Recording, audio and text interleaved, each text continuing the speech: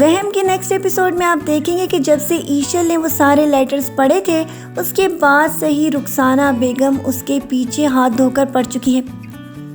اس کو یہ معلوم ہے کہ اس کے باپ سے بدلہ لینے کا صرف اور صرف یہ طریقہ ہے، اس لیے وہ اپنی ساس والے سارے حربے ایک ایک کر کے اس پر استعمال کر رہی ہے اور سب کو یہ ثابت کرنے کی کوشش کرے گی کہ اس کا دماغ خراب ہوتا جا رہا ہے۔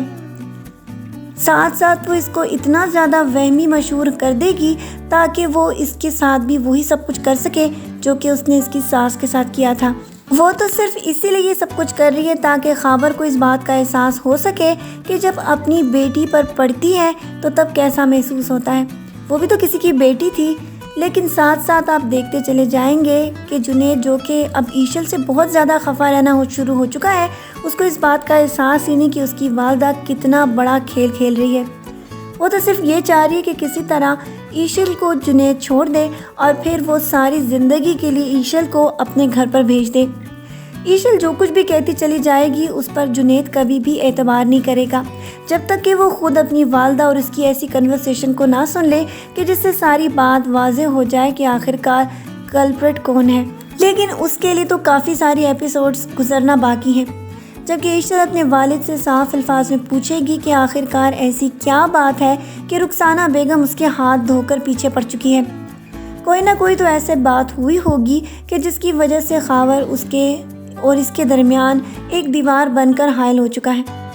اسی کے سارے گناہوں کی سزا تو ایشل کو مل رہی ہے، لیکن خاور اپنے منہ سے ساری بات بتانے سے قاصر ہے، کیونکہ وہ جانتا ہے کہ جب یہ ساری باتیں اس کی بیٹی کے سامنے آئیں گی تو وہ اس کو کبھی بھی اپنے باپ نہیں کہے گی اور نہ ہی اس کا چہرہ دیکھے گی، کیونکہ اب اس نے فرید کو اپنے آفس میں جاب تو دے دی ہے، لیکن اس سے اس کی اپنائیت آخرکار آگے بہت بڑے قدم اٹھانے پر خاور کو مجبور کرنے والی ہے، کیونکہ خاور عابد کو اتنے کلوزلی تو کبھی ملا ہی نہیں، کیونکہ ہر وقت وہ لوگ اپنی والدہ کی وجہ سے اس کو بہت زیادہ باتیں سنایا کرتے تھے۔ لیکن اب جب ساری باتیں کھلنے کے قریب ہیں تو رخسانہ بیگم کو بھی اس بات کے اوپر بہت زیادہ غصہ آنے والا ہے کہ آخرکار فرید نے اسے پوچھے بنا کیوں خاور کی نوکری لے لی ہے۔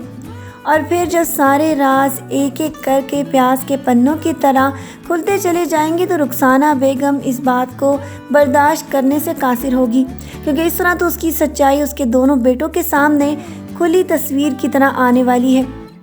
کہ جس کو اب چھپانا مشکل ہی نہیں بلکہ ناممکن بھی ہوتا چلا جا رہا ہے۔